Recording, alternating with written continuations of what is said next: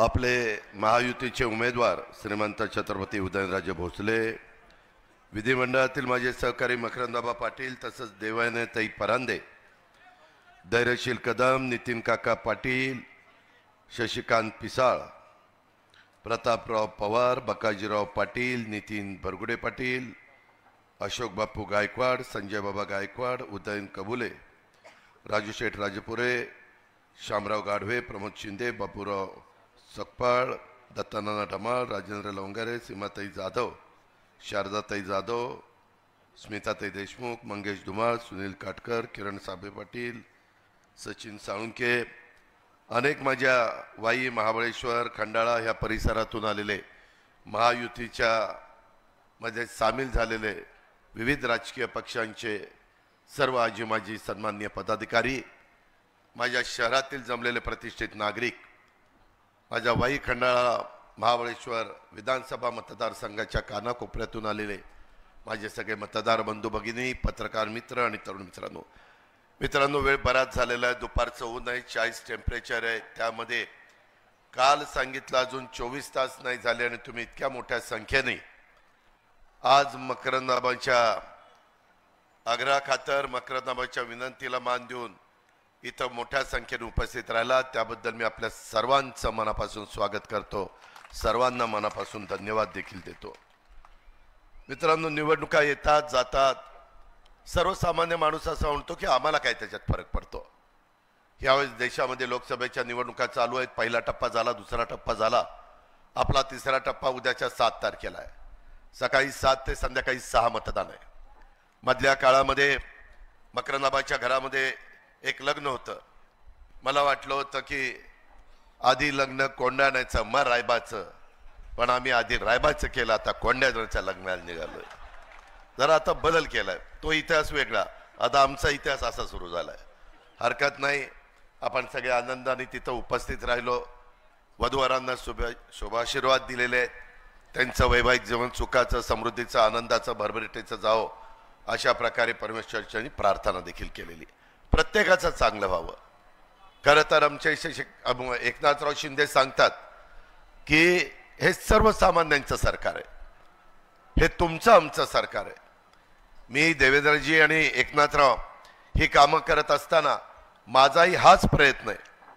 मला माझ्या पहिल्यांदाच राजकीय जीवनामध्ये कॅबिनेट मंत्रिपदाची शपथ मला घ्यावी लागली आणि त्याच्यानंतर पहिलं पालकमंत्रीपद या जिल्ह्याचं मला मिळालं आणि हा जिल्हा स्वर्गीय यशवंतराव चव्हाण साहेबांचा जिल्हा आहे। अतिशय प्रेमळ असे कार्यकर्ते, जीवाला जीव देणारे कार्यकर्ते, ह्याचा अनुभव मी त्या 99 ते 2004 सालामध्ये घेतला। त्याच्यामुळे अनेक वेगवेगळ्या भागामध्ये ओळखी झाल्या, वेगवेगळ्या भागामध्ये काय आणलं पाहिजे, कसं केलं पाहिजे, कसा निधी दिला पाहिजे।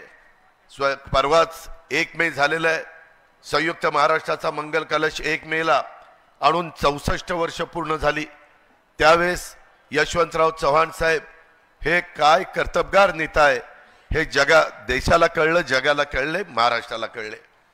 आज मी जो राजकीय निर्णय घेतलेला आहे, मी अनेक चव्हाण साहेबांची पुस्तकं वाचलीत, चव्हाण साहेबांनी पण सांगितलं, चव्हाण साहेबांच्यावर पण काही राजकीय संकट आली, चढ उतार आले, त्याचे तुम्ही आम्ही साक्षीदार आहेत, परंतु त्यांनी त्याच्यामध्ये लिहिलंय तुम्हाला शेवटचा माणूस आहे, बहुजन समाजाला खऱ्या अर्थाने मदत करायची असेल तर तुम्हाला सरकारमध्ये जाऊनच ती मदत करावी लागते। आज मी काही ताम्रपट घेऊन जन्माला आलेलो नाहीये, मी सत्तेला आपापलेला माणूस नाहीये, पण चव्हाण साहेबांचा विचार, चव्हाण साहेबांचे आज जो दाखवलेला रस्ता आहे, मी ह्यावेळेस जो राष्ट्रवादी काँग्रेस पक्षाचा जाहीरनामा दिलाय त्याच्यामध्ये स्वर्गीय यशवंतराव चव्हाण साहेबांना भारतरत्न मिळालं पाहिजे अशा प्रकारची आपण मागणी केली। ठीक आहे, उशीर झाला, परंतु अनेक मोठ्यांना स्वर्गवासी झाल्यानंतर देखील तशा पद्धतीनं पुरस्कार मिळालेले। त्याच्यानंतरच्या काळामध्ये चव्हाण साहेबांच्या बरोबर काम करणारे, त्यामध्ये किसनवीर आबा असतील, त्याच्यानंतरच्या काळामध्ये काम करणारे लक्ष्मणराव तात्या पाटील असतील, मदनराव पिसाळ असतील, आम्ही ज्यांना जिल्हा परिषदेमध्ये कामाची संधी दिली ते आपल्या सगळ्यांचे सहकारी, त्या संदर्भामध्ये बाळासाहेब भिलारे असतील, अशा वेगवेगळ्यांची आठवण येते। मी त्यांना सगळ्यांना भावपूर्ण श्रद्धांजली अर्पण करतो. काळाच्या नियतीच्या पुढं तुमचं माझं काही चालत नाही. येणाऱ्या प्रसंगाला सामोरं जावं लागतं, बाकीच्यांना सावरावं लागतं आणि त्याच्यातनं आपल्या परिसराला पुढं घेऊन जावं लागतं.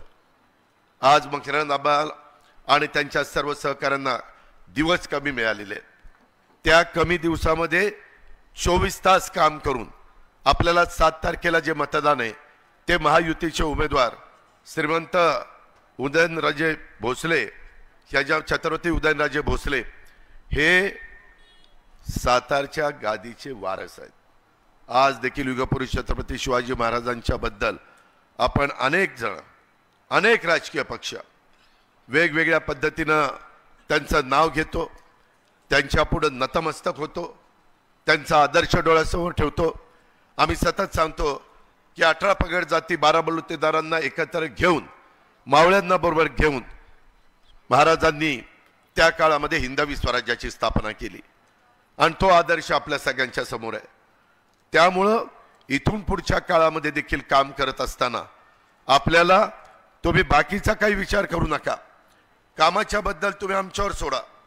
मी राज्य मंत्रिमंडळामध्ये गेल्यानंतर अनेक इथं बसणाऱ्या मान्यवरांना माहिती आहे, कदाचित तुम्हालाही माहिती असेल, मी इथं मेडिकल कॉलेज सरकारचा आणायचा प्रयत्न केला, थोडा उशीर झाला, जागा मिळाला, नंतर जागा घेतली, काम सुरू झालं. मित्रांनो, विकासाकरता आपण काम करूया. मी आज तुमच्याकडं विकासाकरता मतं मागायला आलेलो आहे. आज मोदी साहेबांना देशाचे विकास पुरुष म्हणून ओळखलं जातं. जगामध्ये जेवढे राजकीय पक्ष आहेत त्याच्यामध्ये सर्वात लोकप्रिय राजकीय नेता कोण आहेत तर ते नरेंद्र मोदी साहेब आहेत. ही काळ्या दगडावरची पांढरी रेघ आहे. हे असं असल्यामुळं एक एक खासदार त्यांना पाठिंबा देण्याच्या करता दिल्लीला गेला पाहिजे. मगाशी बोलत असताना मी त्या ठिकाणी अशोक बापू गायकवाडांचं भाषण ऐकत होतो. कारण नसताना अनेक पंतप्रधान होऊन गेले. मला वाईकरांनो, महाबळेश्वरकरांनो, खंडाळाकरांनो एक सांगा रे, राहुल गांधींवर बोफरचा आरोप झाला, डॉक्टर मनमोहन सिंगांच्या वर देखील सॉरी मी चुकून राहुल म्हणलं, राजीव गांधींच्यावर, स्वर्गीय राजीव गांधींच्यावर बोफरचा आरोप झाला. करेक्शन केल्याबद्दल धन्यवाद. नाही तर तेवढंच दाखवत बसले असते, अजित कसा चुकला, अजित कसा चुकला. त्यांना दुसरं काय कळतंय. Breaking news, breaking news. राजीवच्या ऐवजी राहुलचं नाव घेतलं. अरे ठीक आहे ना, त्याच्याच पोराचं घेतलं ना, आता बापाचं घेतो. काय बाप ताटात काय वाटीत काय, परंतु स्वर्गीय राजीव गांधी. मित्रांनो, त्यामध्ये मी आपल्याला सांगतो त्यांच्यावर पण बोफरचा आरोप झाला. मी त्यांनी मला तिकीट दिलं होतं 91 साली बारामती लोकसभा मतदारसंघाचं, नंतर एक दुःखद घटना घडली आणि राजूजी आपल्यातनं निघून गेले. पण त्याच्या आधी मिस्टर क्लीन अशा प्रकारची त्यांची इमेज होती. तरी देखील बोफरचा आरोप, त्याच्यातनं त्यांना सत्ता सोडावी लागली. डॉक्टर मनमोहन सिंगांना 2G ते तरी एवढं फेमस झालं की विचारताच सोय नाही. हां, कोळसा नाही, ते आता 2G झाल्यावर कोळसा, कारण कोळसा काळा असतो ना जरा नंतर कोळसा, त्याच्यामध्ये कोळसा घोटाळा, ज्या माईन्स आहेत खाणीच्या बद्दल त्यांना ॲफिडेव्हिट द्यावं लागलं, त्यांचं म्हणणं मांडावं लागलं. मित्रांनो, एक गोष्ट मान्य केली पाहिजे, माझी विचारधारा वेगळी आहे. मी शिवशाहू फुले आंबेडकरांच्या विचारधारेचा आमचा राष्ट्रवादी काँग्रेस पक्ष आणि आम्ही सगळे कार्यकर्ते आहोत. पण कधी कधी 2 पावलं पुढं मागे सरकावं लागतं. आम्ही 19ला नेत्यांनी सांगितलं, साहेबांनी सांगितलं नाही आता उद्धव ठाकरेंच्या बरोबर जायचं. आम्ही गुमानो, राजीनामा दिला, उद्धव ठाकरेंच्यावर गेलं. मला सांगितलं त्यांच्या अजिबात तक्रार येता का म्हणे. 2.5 वर्ष असं काम केलं, मकरंद आबाला विचारा, एक तक्रार जाऊन दिली नाही. उलट ते म्हणले, राव तू लयच चांगला आहे. म्हटलं तुम्हाला नंतर कळलं हो मी लयच चांगला आहे. आधी कळलं असतं तर आपण दोघं कवाच कुठे गेलो असतो. पण हरकत नाही, तो विषय इथला नाहीये. माझं तुम्हाला हे सांगणं आहे की त्या संदर्भामध्ये ज्या ज्या गोष्टी सांगितल्या तशा आम्ही केल्या, परंतु 10 वर्षाच्या कारकिर्दीमध्ये पंतप्रधान नरेंद्र मोदी साहेबांच्यावर एक एवढा देखील शिंतोडा उडवल्याचं कोणाचं उदाहरण दाखवता येणार नाही. हे आपण मान्य केलं पाहिजे. आज आपल्या आजूबाजूची राष्ट्र जे पाकिस्तान कुरघुडे करायचं, पुलवामाला असा दणका दिला की पुन्हा पाकिस्ताननी आपल्याकडे बघितलंच नाही, गपगार शांत बसलाय. ज्यावेळेस आमचे मुलं मुली भारतातली शिकायला युक्रेनला गेली होती, बऱ्याच जणांना युक्रेन माहिती नसेल, रशियाच्या जवळ आहे, आणि रशिया आणि युक्रेनचं युद्ध सुरू झालं. पुतिन रशियाचा मेन माणूस, आणि ते युद्ध सुरू झाल्यावर आम्हाला महाराष्ट्रामध्ये फोन यायला लागले. आमची मुलं तिथं, मुली तिथं डॉक्टरच्या शिक्षणाकरता गेल्यात, देशातली गेली. आम्ही नंतर पंतप्रधानांशी संपर्क साधला. पंतप्रधानांनी सांगितलं काळजी करू नका. अरे मित्रांनो, तुम्ही शाट पडाल. युक्रेनचं युद्ध थांबवण्याच्या करता पुतिनला फोन लावला, कुणी? मोदी साहेबांनी. आणि पुतिनला सांगितलं माझी मुलं मुली भारतातली तिथं आहेत, तेवढ्या काळापुरतं युद्ध थांबवा. युद्ध थांबलं आणि स्पेशल विमानं घालून पाठवून सगळ्यांना सुरक्षित त्यांच्या त्यांच्या जागी पोहोचवलं. हे येड्या गाबाळ्याचं काम नाही, त्याला दमदार नेता, धडाकेबाज नेता लागतो, तर ते होत असतं. गेल्या 10 वर्षामध्ये तुम्ही इंटरनॅशनल दर्जाचे विमानतळ म्हणू नका, टर्मिनल म्हणू नका, वेगवेगळ्या प्रकारचे पोर्ट म्हणू नका, नॅशनल हायवे म्हणू नका, ज्या काही गोष्टी जशा railway, Vande Bharat train, bullet train, वेगवेगळ्या प्रकारचे मेट्रो, करोडो रुपये. माझ्या पुण्यामध्ये आम्ही 16,000 कोटी रुपये आणले नदी सुधार कार्यक्रमाला पैसा. मित्रांनो, मी राज्याचा निधी मकरंदाबाला दिला, त्याच्यामध्ये मला एकनाथराव आणि देवेंद्रजींनी मदत केली, पण फक्त तो राज्याचा आहे. जर त्याला जोड देशाच्या निधीची मिळाली तर आपला परिसर कुठल्या कुठं जाईल. त्याकरता आपल्याला केंद्राचा निधी आणायचा आहे, आणि केंद्राचा निधी आणण्याच्या करता केंद्रात ज्या मोदी साहेबांचं सरकार येणार आहे त्यांच्या विचाराचा खासदार गेला पाहिजे. म्हणून माझी विनंती आहे की तुमच्या इथं नेहमी तुम्ही घड्याळ त्या ठिकाणी चालवण्याचा प्रयत्न केला. राष्ट्रवादी काँग्रेस पक्षाची स्थापना झाल्यापासून सर्व निवडणुकीमध्ये तुम्ही घड्याळाचा खासदार निवडून दिला. ह्यावेळेस तुमच्या कार्यकर्त्यांच्या, माझ्या पक्षाच्या सहकाऱ्यांच्या मनामध्ये ती गोष्ट येणं काही चुकीचं नाहीये. पण मी हे असल्या उन्हामध्ये तुम्हाला सांगतो, तुम्ही काळजी करू नका. मगाशी नितीन काकाचं नाव मकरंदाबांनी घेतलं, उमेदवारांनी घेतलं. तुमच्याही मनामध्ये, तुमच्या मनामध्ये जे ते मला समजतं. तुम्ही आपला महायुतीचा उमेदवार माझ्या वाई, महाबळेश्वर, खंडाळा ह्याच्यामध्ये चांगल्या मताने, लाख मताचं मताधिक्य द्या. कारण आता समोर कुणी नाहीच आहे ना. जे आहे तेही कमळाचं काम करतात, ज्याचं आपलं जमत नाही तेही कमळाचंच काम करतात, आणि आपणही ते करायचं आहे. तुम्ही काळजी करू नका, तुम्ही ते काम करून दाखवा. मी 9 जूनमध्ये नितीन काकाला खासदार केला तर पवाराची औलाद सांगायचो नाही.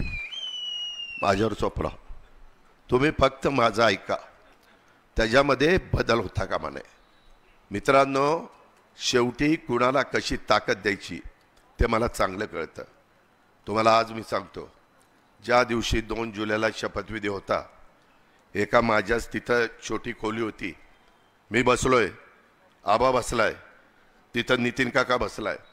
मी आबाला म्हणतो चल शपथविधीला, चल शपथविधीला. अरे तू माझा पाहुणा आहे, माझी बहीण तुला दिलेली आहे, तिचं तरी ऐक.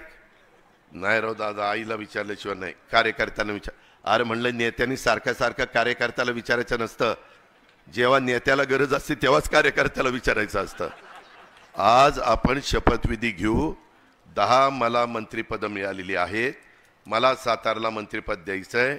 मागं मला देता आलं नाही, त्यावेळेस साहेबांनी उत्तर कराडला दिलं, ती भर मला भरून काढायची. नितीन काका म्हणला, दादा म्हणतोय ती खरंय. आबा ऐक, आबा ऐक. कशाचा आबा ऐकतोय? मला तर वाटलं नितीन काकालाच येऊन शपथविधी घ्यावा. नाही तर शपथविधी घेतला तर 6 महिने राहता येतं, त्याला काही लगेच आमदार व्हावं लागत नाही. आणि मग परत ह्याला कळलं असतं तर मग नितीनला सांगितलं असतं आता ते राजीनामा, आणि आबा घे आता शपथ. पण जाऊ दे म्हणलं, उगीच काहीतरी वेगळं दिसे. त्यावेळेस त्यांनी माझं ऐकलं नाही. आता मी आपल्याला सांगतो, वाईकरांनो, खंडाळाकरांनो, महाबळेश्वरकरांनो, तुम्हाला एकही काही न करता मी तुम्हाला एक जोडीला खासदार देतोय. उद्याच्याला उदयनराजे आपली कामं करतीलच, परंतु उदयनराजेंच्या व्यापातनं जर काही वेळ लागला तर नितीन काका आहे ना, काका चल घे काम कर, सारखं काकाच्या मागं भुंगा लावायचा. आणि त्याच्यात मी पण आहे, देवेंद्र पण आहे, एकनाथराव शिंदे आहे. राज्याच्या बाबतीतली मदत आम्ही करू, पण तुम्ही उद्याच्या काळामध्ये महायुतीचा उमेदवार निवडून दिला पाहिजे. मगाशी मकरंद आबांनी पण सांगितलं, मी पण ते तुम्हाला सांगतोय, तुम्ही तुमचं काम करा, आम्ही आमचं काम करू. शेवटी आपण साधू संत नाही, नुसतं विचार ऐकायचे आणि त्या पद्धतीनं त्या रस्त्याने जाण्याचा प्रयत्न करायचा. त्यांचे विचार साधू संतांचे तर उत्तमच आहे, वारकरी संप्रदायाच्या बद्दल आपल्याला सगळ्यांना आदरच आहे, त्यांच्या पुढे आपण नतमस्तकच होतो. पण जे जे काही प्रश्न उद्याच्याला महाबळेश्वर असेल, खंडाळा असेल, वाई असेल, इथं काही निधी पाहिजे असेल, मगाशी आबांनी तर त्याचे आकडे सांगितलेलेच आहे, परंतु मधी श्री क्षेत्र महाबळेश्वर आबा आपण कितीदा प्लॅन घेऊन बसलो, 4-5 वेळेला. आणि मग आम्ही आपले एकनाथराव शिंदेची कमिटी त्यांच्या पुढे नेला. शिंदे साहेबांना पण आवडला, म्हणले चला मंजूर, आणि त्याच्या ती मंजुरी आपण दिले. 5 नद्या उगम पावल्यात ना, का 7 नद्या किती उगम पावल्यात तिथं? 5 नद्या उगम पावल्यात. एवढं चांगलं करतो की लोक वेण्णा लेकला जातात, महाबळेश्वरमध्ये फिरतात, पण आल्यानंतर पर्यटक म्हणला पाहिजे चला आपण श्री क्षेत्र महाबळेश्वरच्या दर्शनाला जाऊ. एवढा सुंदर प्लॅन केलेला आहे. त्याच्यामध्ये प्रतापगडचं काम मध्ये आपण हातामध्ये घेतलंय, किल्ले गड ह्याचं संवर्धनाचं काम आपण हातामध्ये घेतलंय. स्कुबा ड्रायव्हिंग ह्याचा उपयोग तुमच्या माझ्या परिसरामध्ये सातारा जिल्ह्यात येणाऱ्या पर्यटकांना त्या ठिकाणी होणार आहे. पर्यटनाला चालना देण्याचं काम आपल्याला करायचं आहे. मध्ये आपलं सैनिक स्कूल, मला अनेक जण सांगायचे दादा चांगले लोक तिथे शिकले, त्याला मदत करा. 400 कोटी रुपयाची मदत केली. तुम्ही काळजी करू नका. तुम्ही ज्या पद्धतीनं स्वर्गीय यशवंतराव चव्हाण साहेबांचा वारसा पुढे आम्ही घेऊन चाललेलो आहे, आम्हाला काहींनी सांगितलं तोच राष्ट्रवादी काँग्रेस पक्ष, तोच झेंडा, तेच चिन्ह, परंतु ते वापरायचं नाही. आमचा फोटो, आम्ही गप्प बसलो, ते आपलं दैवत आहे, परंतु मी कोर्टात जाईल, आम्ही काही म्हणलो नाही. मी त्याच्याऐवजी ठरवलं की ठीक आहे, कोर्ट ते कोर्ट आहे, आपण चव्हाण साहेबांचा फोटो लावू. आता सगळीकडे राष्ट्रवादी काँग्रेस पार्टीच्या बॅनरवर चव्हाण साहेबांचे फोटो असतात. मित्रांनो, शेवटी अशा प्रकारची माणसं क्वचितच जन्माला येत असतात, ती त्यांना दैवी देणगी असती, त्याचा आदर आपण सगळ्यांनी करायचा असतो. जे काही 2 कारखान्याच्या बद्दल आबांनी उल्लेख केला, मी म्हणत होतो अरे नको घेऊ, मला ह्याच्यातली माहिती आहे, अरे लय जोरा म्हणजे कामाचं म्हणजे खेळखंडोबाच आहे, ते थोडेसे केस राहिले ती जातील, म्हणलं एक टाळक्यावर केस राहायचा नाही, दोघंही आपण सारखेच हो, असं आपली परिस्थिती होईल. पण काही बाबांनी ऐकलं नाही. तुमच्या रेट्या पुढं बाबांनी ते कारखाने घेतले. आता ते माग त्याच्यातनं मार्ग काढण्याच्या करता आम्ही NCDC पुढे गेलेलो आहे, त्याला राज्य सरकारने मान्यता दिलेली आहे. त्याच्यामध्ये अमित शाह साहेब म्हणाले की त्याच्यात काळजी करू नका, मी तुम्हाला मदत करतो. आज केंद्राचं सरकार चांगल्या कामाला मदत करत असतं, त्याचा पुरेपूर फायदा आपल्याला महाराष्ट्राला उचलायचा आहे, माझ्या सातारा जिल्ह्याला उचलायचा आहे, माझ्या वाई खंडाळा महाबळेश्वरला उचलायचा आहे. आज हे सगळं होत असताना कराड उत्तर, कराड दक्षिण, कोरेगाव, पाटण, सातारा, जावली, माझी आज शिवेंद्र बाबा इथं नाही आहेत, पण श्रीमंत छत्रपती उदयनराजे, तुम्हाला माझी विनंती आहे की सातारा जावलीमध्ये मी ज्या वेळेस उभा राहतो त्यावेळेस माझ्या स्वतःच्या मतदारसंघात मी 1,68,000 अशा प्रकारचं लीड घेत असतो. आपल्याला जास्त नको, परंतु सातारा जावळीमधनं 1 लाखाचं लीड तुम्ही आणि शिवेंद्र बाबा एकत्र असताना मिळालंच पाहिजे. त्याच्यामध्ये कुठली अडचणी यायला नको, कारण ती सातारची गादी मानाची गादी आहे, ती मराठ्यांची गादी आहे. त्याच्यामुळं आपण सगळ्यांनी त्या अँगलनी तिथं बघितलं पाहिजे. माझी तुम्हाला विनंती आहे की कोरेगावमध्ये महेश आणि बाकीचे सगळे आमदार आमचे काम करतायत. पाटणला पण शंभूराजला सांगितलंय, तुम्ही पालकमंत्री आहात, याच्या आधी तुम्ही आणि पाटणकर नेहमी तुमचं 1000 2000 5000 1000 2000 5000 700 800 असंच चालायचं. आता पालकमंत्रीच्या काळात जसं आबाच्या इथं मोठी कामं झाली तसं पाटणच्या परिसरात शिकार कामं झाली, तिथंही लीड चांगला त्या ठिकाणी मिळाला पाहिजे. अशा पद्धतीनं आपल्याला ही निवडणूक जिंकायची आहे. काही झालं तर जिंकायचीच आहे, बाकीचं माहीत नाही. आणि ते करण्याच्या करता मी माझी जबाबदारी पार पाडीन. आबांनी तुम्हाला जबाबदारी सांगितलेली आहे. तुम्ही आबाचा शब्द अंतिम मानता, आबा माझा शब्द अंतिम मानतात आणि ह्या पद्धतीनं आपण एकमेकाला देवाणघेवाण करू. तुम्ही काही काळजी करू नका. मगाशी आबांनी सांगितलं की काही वेगवेगळ्या पद्धतीनं हेमचे रस्ते, पाणी पुरवठ्याच्या योजना, किंवा आबा म्हणाले की बाबांनो मी ही सगळी कामं करायला तुमच्या पाठीशी आहे. आबा तुमच्या पाठीशी आहे, आबा मी तुझ्या पाठीशी आहे, तो काळजी करू नको. त्यामध्ये राज्य सरकारचं 6 लाख कोटीचं बजेट माझ्या हातामध्ये असतं. ते बजेट कुणाला किती द्यायचं हे एकनाथराव आणि देवेंद्रचा अधिकार आहेच, तो मी कधीच नाकारत नाही. परंतु माझ्याकडनं फाईल जाते त्यावेळेस मी त्या ठिकाणी आपल्याला देण्याचं काम करत असतो विकास कामाला. इथं आमच्या देवानीताई पण बसलेल्या आहेत. शेवटी देवानीताई पंगत बसली की वाढपी ओळखीचा असला पाहिजे, म्हणजे जरा जास्त मिळतं. आता मागं ज्यावेळेस महाविकास आघाडीत होतो त्यावेळेस देवानीताई तिथं आल्या तर मी नुसता बघायचो, काहीतरी टाकल्यासारखं करायचो आणि पुढे जायचो. आता आम्ही महायुतीत आहे, आता आपण बरोबर आहोत. त्याच्यामुळं तुमचं ते दवाखान्याचं काम तुम्ही अनेकदा मला देवेंद्रजींना सांगितलं. तर ह्या ज्या काही गोष्टी आहेत किंवा आमच्या आबाचं असेल किंवा बाकीच्या सगळ्यांचं असेल, त्यामध्ये मी निधी देण्याच्या करता कुठं कमी पडणार नाही.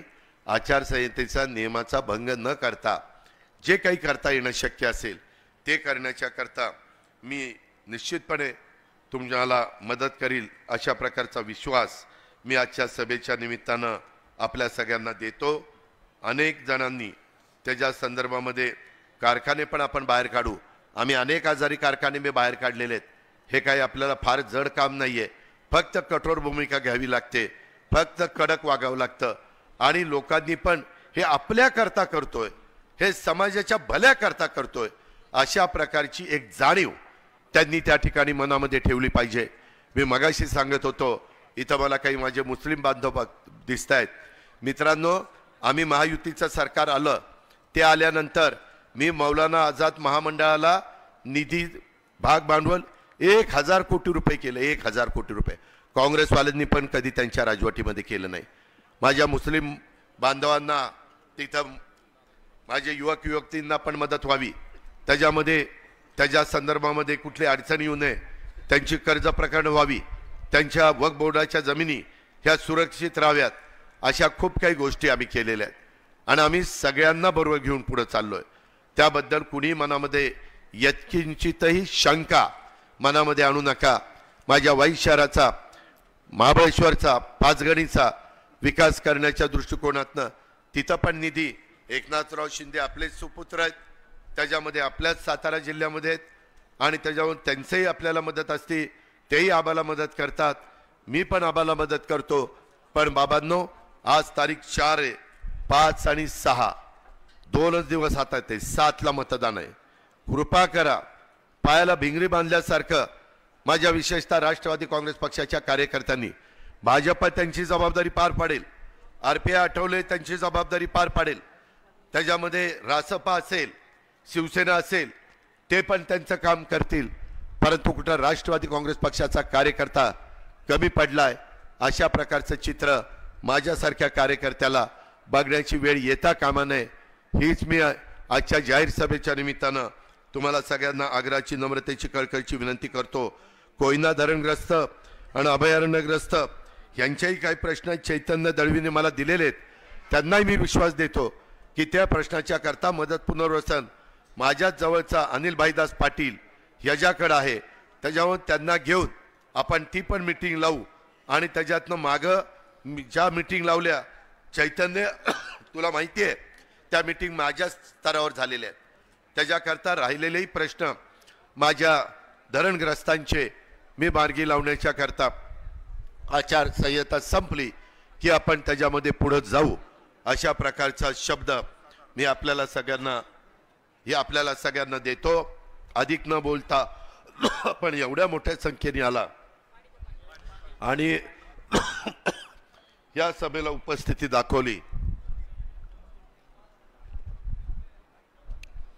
त्याबद्दल तुम्ही काळजी करू नका। जरी राजेंना तिकीट गेलेलं असलं तरी देखील बाकीची जबाबदारी माझ्यावर मी घेतलेली आहे। त्या संदर्भात माझ्या सगळ्या सहकाऱ्यांशी माझी चर्चा झालेली आहे।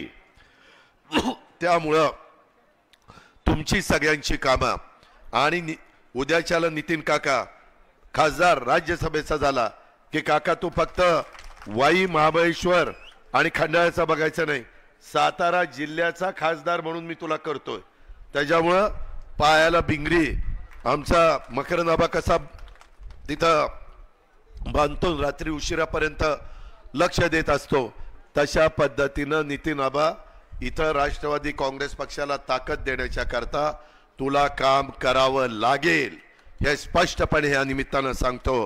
आणि पुन्हा एकदा महायुतीचे उमेदवार या नात्याने छत्रपती उदयनराजे भोसलेंच्या कमळाच्या चिन्हाच्या शेजारचं बटन दाबण्याचं काम आपण सगळ्यांनी करा आणि आपल्या वाई खंडाळा महाबळेश्वरचा सर्वांगीण विकास करण्याच्या करता तुम्ही आम्हाला साथ द्या हीच विनंती करून आपली रजा घेतो। जय हिंद जय महाराष्ट्र।